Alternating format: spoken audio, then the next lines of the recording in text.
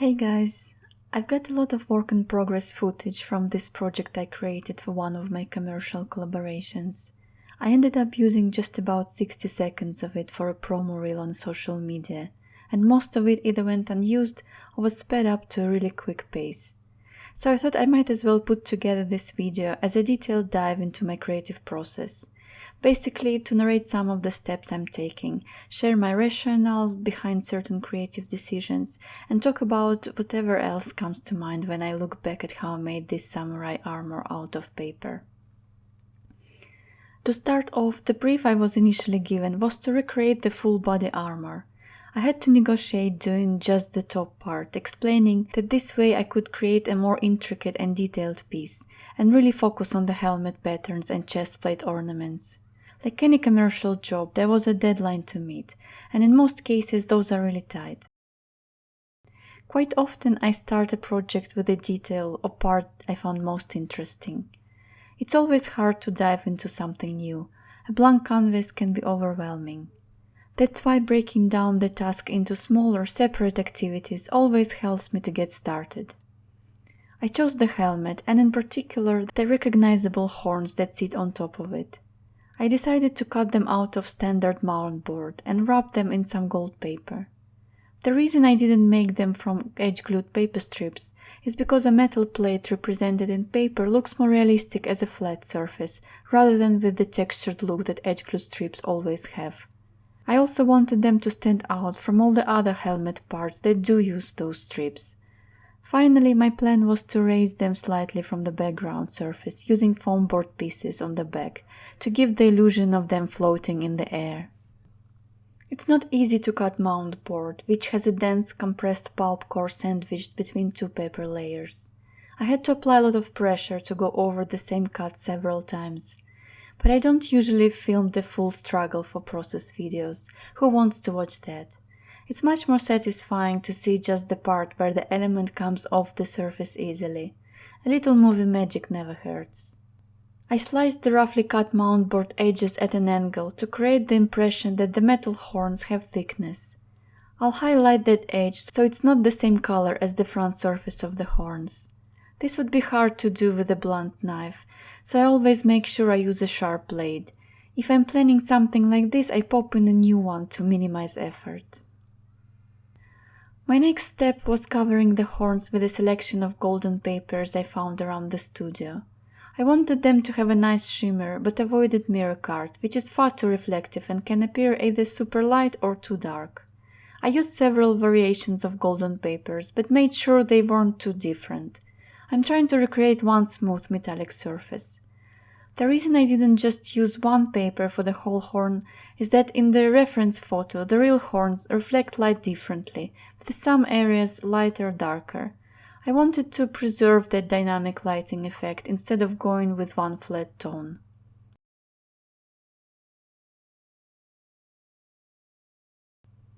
To finish the horns, I painted the edges with gold paint and put them aside to dry. I wouldn't need them again until the very end of the project. The next task I tackled was rolling lots of tight circles, which I was going to use for both the helmet and chest plate decoration. My paper rolls represent the metallic golden button details used on most of the leather parts of the armor. I rolled several paper strips at a time to create natural variation. When you roll two papers together, one strip often shifts slightly, making one more dominant than the other, either for the whole roll or just part of it. That's exactly the kind of imperfection I'm after, because it creates a unique handmade look rather than something that feels mass-produced. It also gives the impression that the metal reflects light slightly differently from piece to piece, a subtle detail but one that makes a big difference. I filmed the rolls from different angles thinking I'd need that footage for the final reel, but in the end I didn't include this stage at all, so you get to see it here for the first time. After finishing the horns and golden buttons, I moved on to the actual image of the samurai. I started by coloring the darkest areas with a black marker. This represents the empty gaps in the armor that aren't on the person, so I needed them to be as dark as possible. I also pre-colored the ornamental part of the helmet for two reasons. First, I wasn't planning to fill in every millimeter of it, and lots of the background would end up visible. So I added a creamy tone for the metallic decor and darker brown for the empty areas. Second, it's simply easier to work with a pattern this way. I can immediately see which areas represent metallic decor and which are gaps between them. For this part, I used mirror card cut into strips. Mirror card is basically cardstock coated or laminated with a thin, reflective metallic film, giving it a glass-like surface. It's beautiful but tricky to work with. It doesn't bend as easily as plain card or paper, so you have to hold shaped segments longer to make sure the glue sets properly. Using the right glue helps a lot. I use old thickened PVA, which reduces the time I need to hold things in place. I also work in smaller segments that shift less and are easier to handle. The main trick with mirror card is knowing which way the reflective side should face.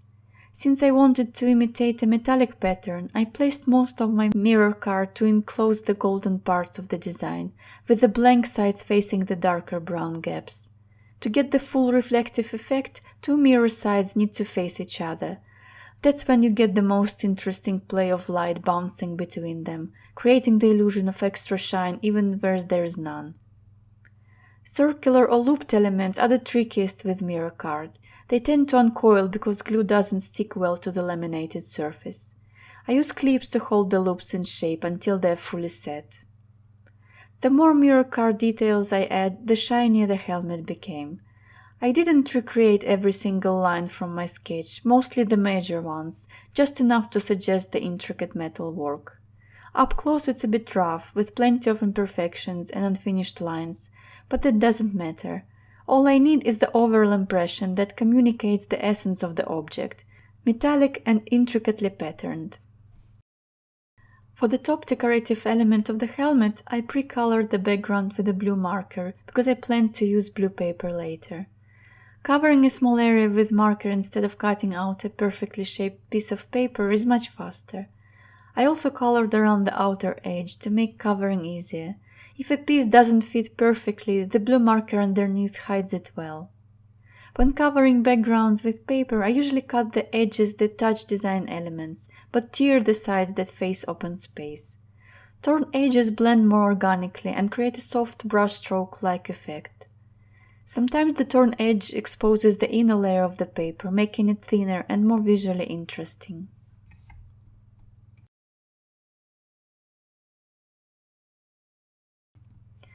While the glue is still wet, it looks dark, but it fades as it dries. I moved on to the intricate work of creating the top decoration. I'd prepared the golden circles in advance so I could lay them out quickly. Then I added a thick brown card insert, slightly lower than the surrounding papers, to raise the golden flower detail on top, like a little cherry on the cake. Next, I continued with the blue background using larger torn pieces. I covered most of the drawn horn area too, since I planned to attach the raised horns later.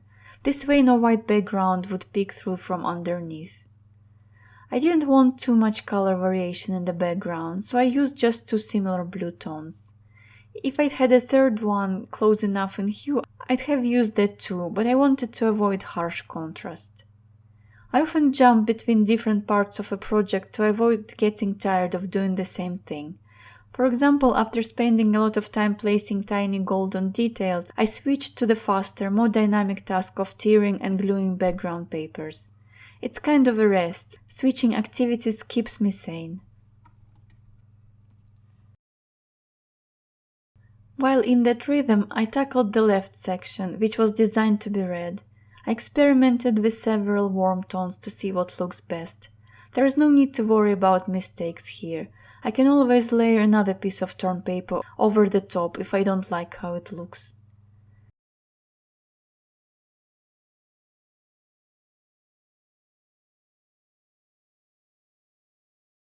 I moved on to creating the neck part of the armor. I wanted to add another texture for visual interest, so I chose zigzags. Before gluing them down, I built a bit of structure with horizontal lines to help glue them. These little elements are tricky. They love to move out of place unless something holds them. Early on I used to sit and hold them forever, only to find out they'd shifted as soon as I let go. By the way, these aren't crimped paper strips from a tool. Those are more subtle. These zigzags are made by hand whenever I have idle time, in the garden, on the train, or while watching a movie. For the neck piece, I prepared a mix of warm colors so that together they'd create an orangey gold effect, with darker tones on the left and lighter ones on the right. My imagined light source is coming from the right, which is also visible in the mask. Its right side has more light grey areas. This contrast between light and dark keeps the artwork more realistic and less flat. It takes a while for the zigzags to set permanently, so I can always tweak the colors later by adding extra pieces. I added a few almost white zigzags to accentuate the contrast between the shadow and light. Next I went back to the helmet to finish the side flaps. I found a nice bronze paper with a subtle shimmer that matched the reference photo perfectly, so I used it flat, but raised it slightly with a foam board so it sat at the same level as the edge-glued elements.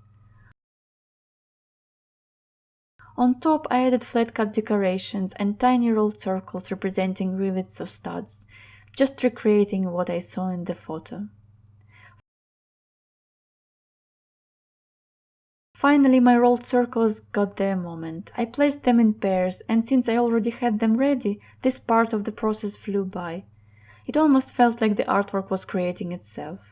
In the time-lapse, you only see the sequence of new rolls appearing out of thin air. I cut out the part with my hands placing them one by one. It's such a satisfying moment to watch. The next stage of the creative process was the body armor, which takes up the largest part of the design. My goal here was to work smart, to create the impression of intricacy without completely exhausting myself. I dug into the depth of my paper collection and found a bunch of textured papers with the same pattern but slightly different color and tones. They actually reminded me of a leather. Maybe that's even what this pattern was originally meant to imitate. I don't buy paper very often these days, but there were times when I was absolutely obsessed with collecting as much paper variety as possible. I used to order samples from any place that would send them, so now I have stacks of paper that have been patiently waiting for their turn to be used for over a decade. This particular paper was one of those long-forgotten treasures. Even though I had many color variations in the same pattern, I decided to use just 3 of them to avoid overloading the design. The pattern itself is already quite busy.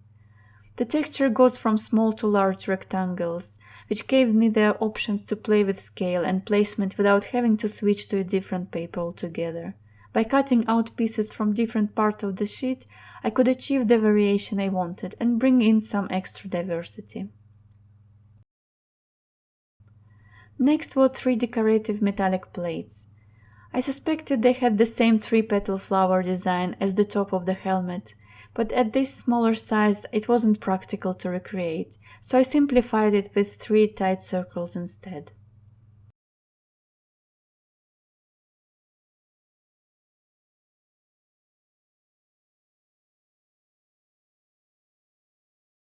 For the chest plate, I switched gears again and created a bunch of ovals using the same papers and technique as the circles. To make an oval, you start with a short bend, roll the strips tightly around it, and when you are ready to finish, cut the leftover strips at slightly different length. This lets you to add glue to both of them at the same time and finish the roll faster. I used clips so I didn't have to hold them while they set. Then came the fun part, dipping elements in glue and placing them in position. I didn't film the background stage for the chest plate, as this stage didn't prove any visual interest. It's made of torn brown paper with thick card strips dividing it into sections. It's a big area and not as intricate as the helmet or mask, for example, but that's actually good. Having a variety of denser, more detailed areas and bolder, chunkier sections in the design helps the whole composition make sense and creates visual interest. Keeping every part equally intricate without mixing things up isn't necessarily the best or most effective approach. It might just be the one that feels the safest. The right sleeve got the same treatment as the left one, just using a lighter version of the patterned paper. While I was already working on that side, I kept filling the blank areas with folded paper strips. Not worrying too much about precision at that point. Being so close to the finish line, it was more about covering the remaining white spaces quickly and efficiently. With larger pieces like this, I find it's best to move fast once most of the composition is in place, and then circle back later for the fine-tuning. Those final, detailed adjustments that really tie everything together. Up to this point, my approach had been to stay as close as possible to the photo reference and make it as realistic as paper technique allows. But now I started adding blue and red rolled circles to the background and armor as a way to unify everything. It wasn't just about adding 3D elements to make the background less flat. I wanted to pull the bright background colors into the gold and brown palette of the armor. There was still more detail to do in the chest plate, mainly the leather elements that seemed to connect it to the upper armor. I made those from flat-cut brown card that sat on top of the rolled circles, adding a new fringe texture that was quick to make and added visual interest.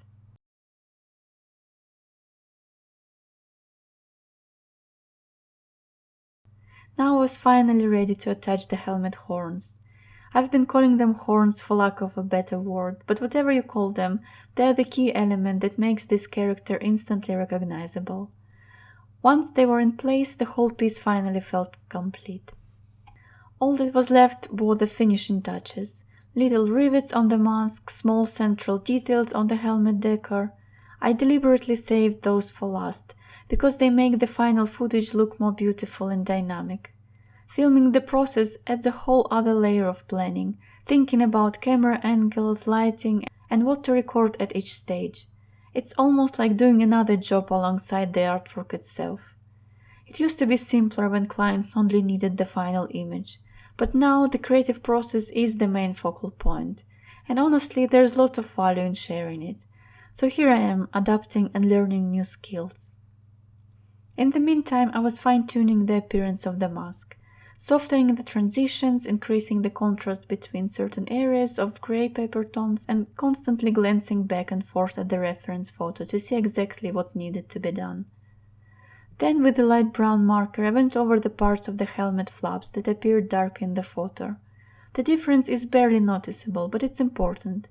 Those areas that I slightly darkened now appear to recede, while the lighter parts stand out, adding depth and helping certain areas come forward.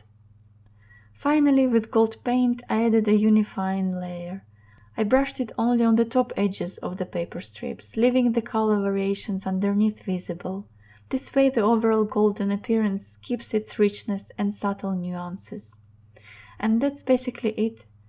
I'll add a social media link in the video description if you want to see the 1-minute cut with music that was approved by the client and used in the promotional campaign. I hope this was an interesting experience for you. Let me know if you liked this new, more detailed dive into my creative process. If so, I might do it again sometime. Thank you, and happy creating!